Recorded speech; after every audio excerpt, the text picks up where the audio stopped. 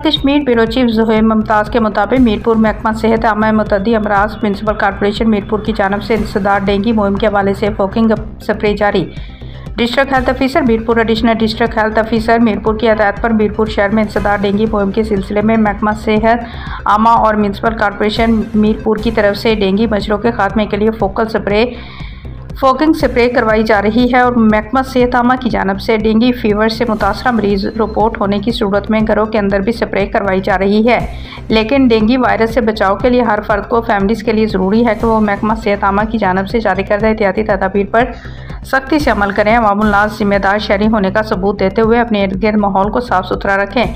अपने घरों में गैर ज़रूरी साफ़ पानी को खड़ा ना होने दें ताकि डेंगू मच्छर का लार्वा परवरिश ना पा सके। डेंगू मच्छर सुबह और शाम के औकात में ज़्यादा काटता है। इन औकात में बाहर सेन और खुले मुकामात पर बैठने से ग्रेज करें। फुल आस्तीन वाले कपड़े पहने और अगर बाहर निकलना ज़रूरी हो तो मॉस्किटो लोशन का इस्तेमाल करें। अगर किसी शख्स में तेज़ बुखार, सर दर्द, गनुदगी, आंखों के पीछे शदीद दर्द, हड्डियों और जोड़ों में शदीद दर्द जैसी अलामात ज़ाहिर हों तो फौरी तौर पर डिविजनल हेडक्वार्टर अस्पताल में कायम डेंगू डेस्क में अपना चेकअप करवाएं। 90-95% लोग डेंगू बुखार होने की सूरत में 5 से 6 दिनों में खुद ब खुद ठीक होना शुरू हो जाते हैं। सिर्फ 5% से कम लोग में इंतहाई अहम अलामात होने की वजह से अस्पताल में दाखिल होते हैं।